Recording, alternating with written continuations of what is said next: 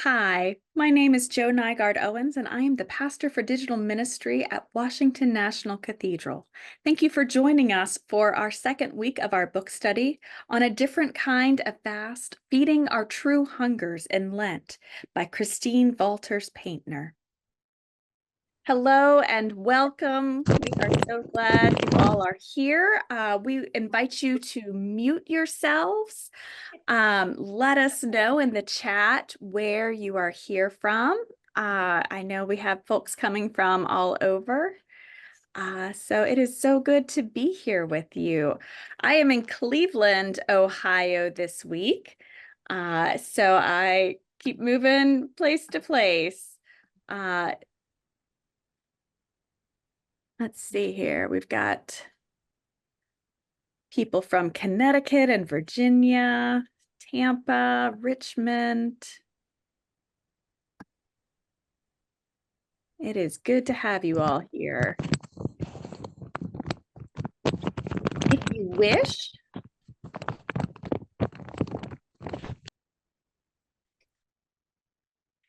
If you wish, I invite you to grab something to write with. It is not necessary, but it will help you with some of our reflections. So that's a wonderful thing to do. If you were here last week, great. If you were not here last week, that is just fine. We will go over a few of the things, but we will also share the recording from last week's time together. So it is just fine if you are here or not here. It's also just fine if you have the book or if you don't have the book. I talked with the publisher this week and more books. They did a very, very fast reprinting. More books should be available starting next week. So if you place your order now, it will come to you next week, or you can also use the notes. We'll start sharing those in the chat in just a little bit. I have heard from a few people about their experiences over the last week or so with the book, that they have really enjoyed the practices and just what our author had to share. So I hope that is the case for all of you. If you haven't gotten the book, I hope you're able to engage in some ways with us as well. Oh, the Schmidts, who are normally in the DC area, are in Charlotte, North Carolina. So welcome from far away for you all. And I love seeing that we have people who are in the kind of cathedral orbit locally, but also all over the country and beyond. It really is amazing how we can all join together like this.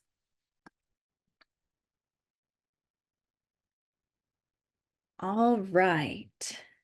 So we'll go ahead and get started with some of our housekeeping as folks continue to join. So please introduce yourselves, say where you're from in the chat, even as we're getting started. So as I mentioned, books are still they're still in progress. So I mailed out a couple of books. The few that I had, I did a lottery. So congrats to those folks who won the books. Hopefully you have it by now. I've heard from at least one person who got theirs, so that's good news. But you can order from the publisher, which is Broadleaf Books. They have them, but you can also order from Amazon if that is easier for you. And they told me that they should be available starting next week. So that is good news. All right, so books, technology. It is always a game with technology. You might notice that it's a slightly different format in joining. So this week, we are back to a regular Zoom meeting to ensure that we have our breakout rooms, because we want to have conversation with each other. Yes, it's great that I can talk, but it's actually more important for you all to talk with each other. So we are in the Zoom meeting. We're asking people to kind of treat it like a webinar. So staying on mute unless it's time to talk in small groups. We'll see a little bit later if it works another way, but just bear with us as we keep learning and seeing how it works out for us. So we do have a Google document for those who don't have the book, and I'm going to ask Gladys to share that link for us in the chat. So this document has a running list of notes on our book. So hopefully you can help to follow along even if you don't have the book. Recordings. I'm going to ask Gladys to share our recording link also. We have a playlist on YouTube that has last week's session. It'll have this week's session. It will also have, I had a chance to chat with our author, Christine Walters Paintner, on Monday. And so we are working on getting that uploaded to YouTube and having that available on the playlist as well, so that you can join in the chat with the author. I wish it had worked out for all of us to be together at the same time, but she lives in Galway, Ireland. Oh, I have a direct question. So privacy is always a concern these days. Will faces and voices be recorded in the transcript? As long as you keep your camera off, your face will not be recorded. And as long as you're not speaking, it will not. So when we're in breakout rooms, that will not be recorded. And it may have, yeah, that will not be part of the session. So no worries. Anything that is said in the breakout rooms will stay in confidentiality in the breakout rooms. So that was a wonderful question. Thank you. All right. So as we are joining together, this week's theme is talking about releasing anxiety, fasting from scarcity anxiety. So I wanted to start us with a spiritual practice that helps us to release anxiety. I love to start these with a spiritual practice. So this will help us to become grounded, to be present in this moment, and really help us engage with the theme of the week. So as we all know, there seem to be ample situations that arise in our lives in which we respond with worry. Many thoughts surround our future. What if I get the job? Or what if I don't get the job? Or how will she respond to her new school? Or what will happen if I don't see a doctor, or if I do? While these questions are all legitimate, when our thinking becomes compulsive around them, we find our thoughts swirling around and around the situation at hand, we can create havoc and anxiety in our lives. So this spiritual practice invites us to pause and consider how to open our mind's intelligence to new arenas of consideration. I invite you to close your eyes if you wish, or have a soft downward gaze. Begin by landing in your body. Sit comfortably with both your body at ease and alert. Bring your awareness to your breath. Notice your shoulders. How are these two areas in your body doing right now? Focus on your right shoulder. Move your awareness to the front of your shoulder and see if you can narrow in on where your collarbone connects to your shoulder. Pause here. Now follow your collarbone on the right side from where your shoulder and collarbone join the breastbone. Take your attention to your right shoulder blade on the back of your body. Release any tension here. Focus on your left shoulder. Move to the front of your shoulder and see if you can again narrow in on where your collarbone connects to your shoulder.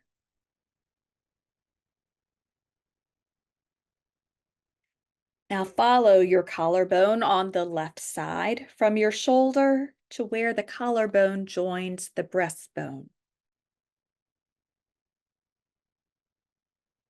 Take your attention to your left shoulder blade on the back of your body. Release any tension here.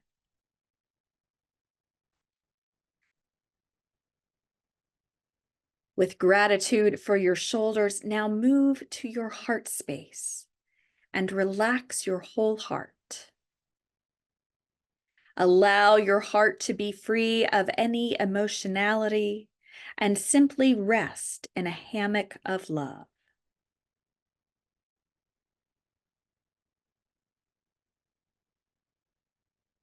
With your body relaxed and your heart engaged, I invite you to move to your head. With your eyes closed, allow your field of sight to relax and go wide. Notice any colors or shades of color, red or gray. Relax the muscles of your eyes and see the spaciousness. Sense the spaciousness. See if you can even be the spaciousness.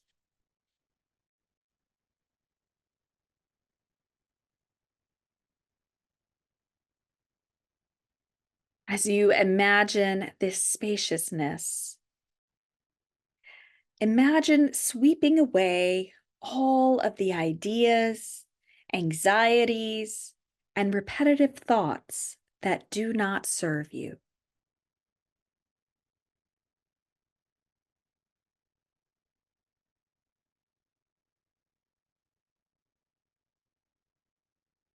Rest in the present moment, held by God's grace.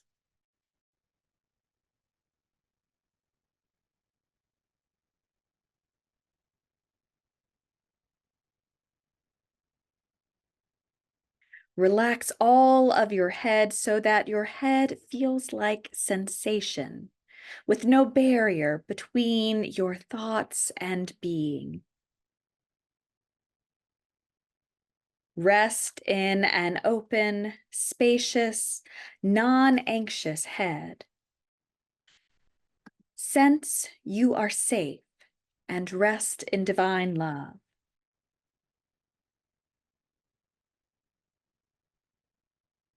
When you start a pattern of repetitive thinking, just drop your shoulders, and with a thankful heart, drop your thoughts. Rest in the present moment, held by God's grace. Amen. I invite you to slowly open your eyes and come back to awareness of the room around you. I want to touch on just a few things that we talked about last week, asking the question, what do you hunger for? So fasting is ultimately a paradox of emptying out, like we just did, to be filled, paring back to receive a different kind of feast, one that nourishes our true hungers. Our fast is an act of discernment of the habits that keep us from the rich feast available to us. And just to remind us again of the two parts of a fast, to clear out space within our minds and hearts and souls, and then to direct our attention and energy toward what is life-giving. In a few moments, we will break out into small group time, and you'll be with a few other people. And it's important to have some principles and guidelines for our small group time. And I like to pull from Calling the Circle, which is a book and a practice by Christina Baldwin. So the principles of calling the circle are that we come to the circle as present as possible to ourselves and to others. And we rely on divine presence to be at the center of our circle. We have the practices of listening attentively. So that means when someone else is speaking, all of our focus is on them. Zoom helps us out. There is actually a green box highlighting the person who is speaking, and that draws our attention to them. We don't have to worry about trying to think of what to respond to whomever is speaking. We simply listen with our presence. And then when it is our turn to speak, we speak with intention. I'll give you some time to do some written reflection or to gather your thoughts. And at that time, we'll have that moment of reflection so that when it is time to speak, we can speak with intention. And when we go into our circles, we agree that what is shared in the circle remains there. It's our confidentiality. We listen with compassion. So we're not there for unsolicited advice giving or fixing. And we can agree to fall into silence if we are uncertain or need a resting point. So there's to be, we hope, no anxiety about what's coming next and who will speak. Once one person speaks, you can leave a pause. And then when you feel called to speak, it can be your turn. So I want you to take some time to reflect. Hopefully, many of you were able to do some of the practices from the last week. But last week's fast was from multitasking and inattention. And if you weren't able to get the book or do the practices, I want you to use your imagination, our holy imaginations, and reflect on what did you learn from your fast from multitasking and inattention, or what might you learn? Last week was very sensory oriented, and so our author had us look at what touchstones can help you come back to the present moment. And did anything surprise you last week as you went through these practices and read the scriptures?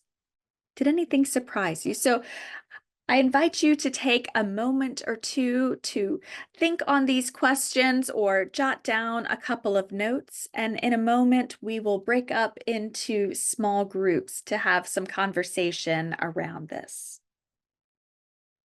So this week's themes are scarcity anxiety, fasting from scarcity anxiety, and embracing radical trust in abundance.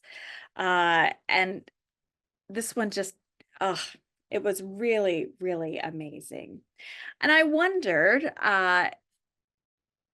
she talks in the very beginning about choosing a word. And if you have ever had a word that has helped to guide your year, has anyone done that practice before?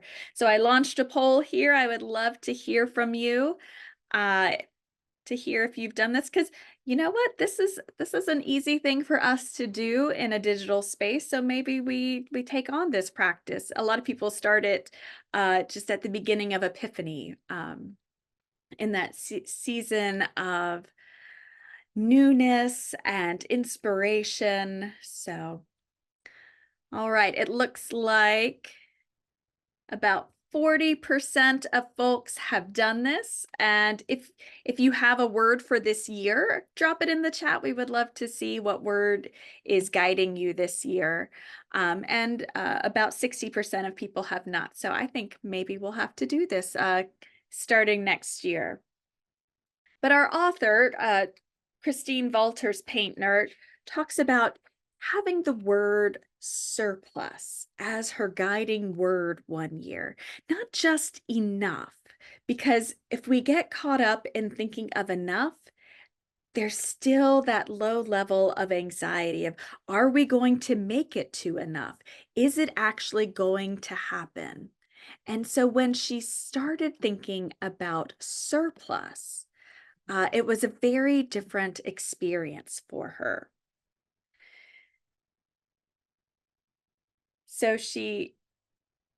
it was more than just sustainable. And she goes into how contemplative life actually helps us with this. So the ability to embrace a slower life is something out of reach for many who have to work multiple jobs to make ends meet or are single parents. Uh, and so she turns to Trisha Hersey, the powerful voice behind the NAP ministry. I don't know if you have heard of the NAP ministry. It is a really amazing movement that Trisha has started. Gladdy can put a link to her website. But she says that, let's see here, rest is our divine birthright. That we don't have to be afraid or think that rest is in scarcity.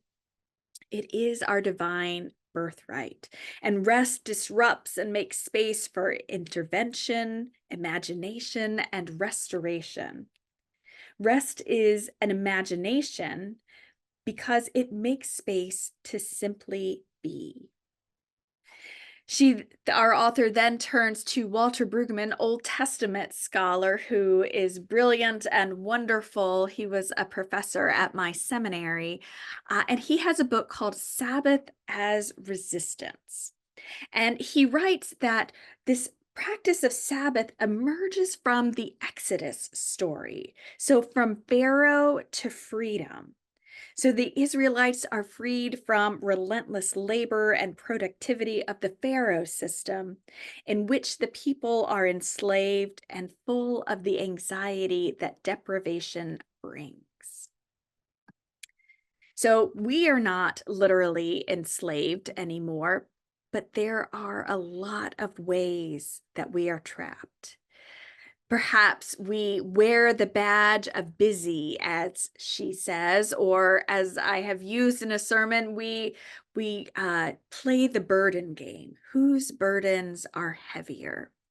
So I'm curious, do you ever wear the badge of busy or play the burden game? So when we are practicing Sabbath, we are making visible a statement that our lives are not defined by perpetual anxiety.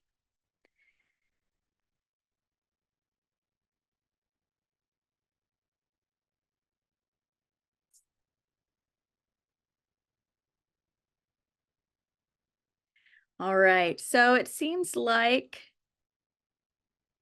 well, I'm impressed with you people who are saying almost never. So we have a couple of people who almost never do this, and kudos to you. I don't fall in that group. So we have far too often, about 20% of people are in far too often, about 50% of people are in the at times category. Yeah, that makes a lot of sense. About 25% of people are in the rarely category.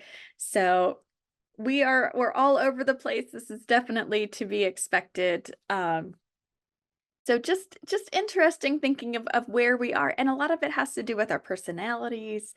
But there are ways that we can come back. So security is not a place you go, but it's an awareness you live from. Uh, that's this radical trust in abundance. Um, And it's about finding the source of our security. And that source of our security, of course, is God. Oh, I love this. Do we use busyness as an excuse to not engage? And there's this push-pull between the scarcity the scarcity feeling. And some people actually go to that next level of, oh my goodness, there's not going to be enough, so I'm going to hoard it all. So thinking about the Israelites when they are in the wilderness and God sends manna and says, there is enough for each day, but don't collect more. And so what happens when they collect more? This scarcity mindset, it all rots. And this is what happens when we try to hoard. But if we live out of a sense of abundance, we will have all that we need. Our scripture for this week is what's commonly known as the widow's mite. Jesus sat down opposite the treasury and watched the crowd putting money into the treasury. Many rich people put in large sums. A poor widow came in and put in 2 small copper coins, which are worth a penny. Then he called his disciples and said to them, "Truly I tell you, this poor widow has put in more than all those who are contributing to the treasury, for all of them have contributed out of their abundance. But she, out of her poverty, has put in everything she had, all she had to live on."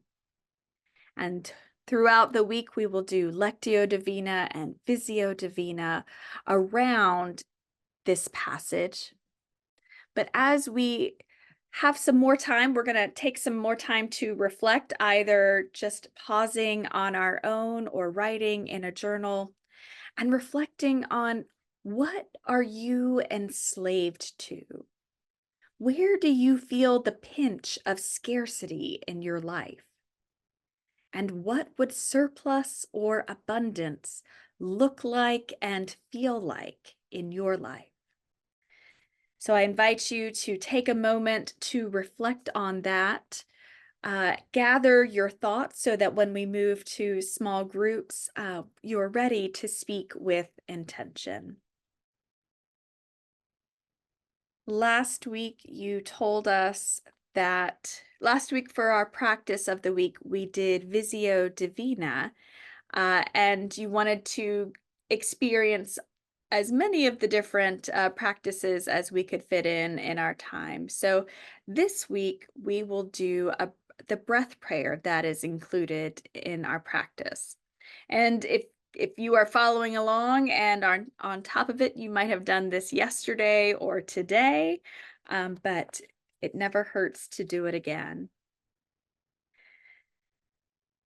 Breath can be a wonderful ally in cultivating a deeper sense of trust in life and a sense of the abundance at the heart of the world. The simple act of slow, deep breathing helps to calm my nervous system, which reduces the anxiety I can often feel creep in around life's responsibilities. I can feel the truth of life sustaining me moment by moment. I can root in love's abundance. I can practice trust in something greater than me that holds me in loving care. These can be Sabbath moments when we claim our freedom from the tyranny of doing and rest into the gift of being. So our words this week for breath prayer: as you breathe in, say to yourself, trusting. And as you breathe out, say to yourself, in divine abundance. Or if those words don't resonate with you, find the words that do, that center around this theme of fasting from scarcity anxiety. We are working on deepening into trust, both a physical reality as well as emotional or spiritual. When our bodies are holding anxiety, it is challenging to feel easy or to trust in our lives, and breath helps us to soften into this possibility.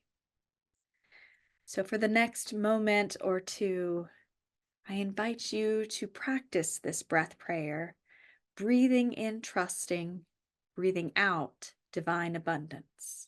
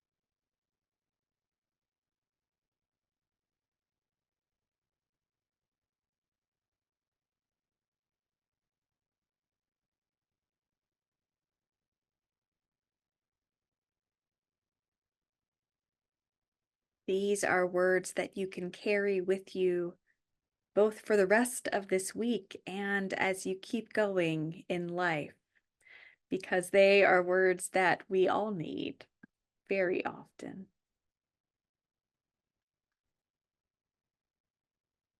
As we close, oh, someone put in the chat, Cole Arthur Riley has marvelous breath prayers. She does have her newest book somewhere, and it's over on a bookshelf over there. She is the author of Black Liturgies, and you can follow her on Facebook or Instagram. She has a new book out, which is called Black Liturgies, and she does have amazing breath prayers. Thank you, Janice. As we close, I invite you to put a word or a phrase that resonated with you from our time together this evening or from your reading or reflecting. And as you're doing that, I will close us with a blessing. Spirit of generous abundance, remind us that there is always more than enough. Enough food, enough love, enough time, enough resources. Help us to see how our patterns of living in separation and disconnection amplifies our scarcity. Bring us into the joy and challenge of community, where bread divided multiplies, where laughter shared overflows. Empower us to share freely from our own abundance with others in need. Slow us down to see how time expands when we breathe and pay attention. Bless us in our efforts to trust, in the goodness and love that pulses through the world, sustaining it moment by moment. Give us the courage to speak out when resources are distributed unfairly, so we may remind others there is more to share.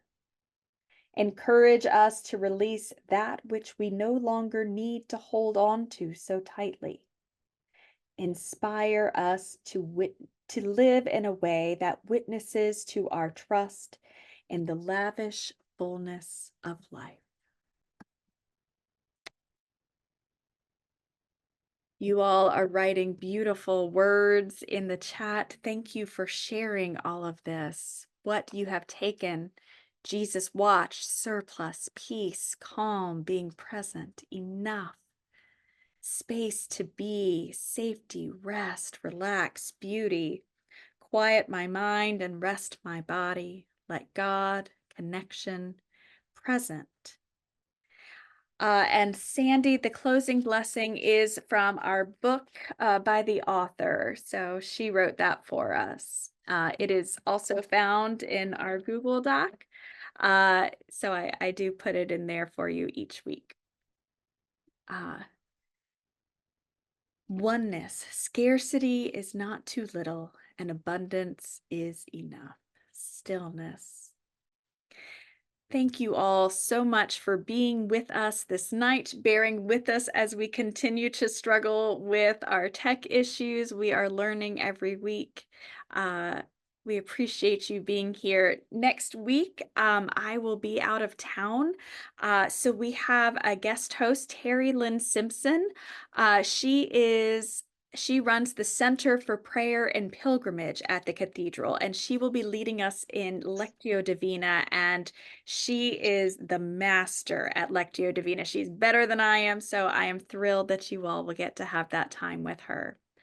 Thank you all for being here, and I look forward to seeing the recording next week since I won't be here. We will share the recording with you again in an email later this week. Blessings all.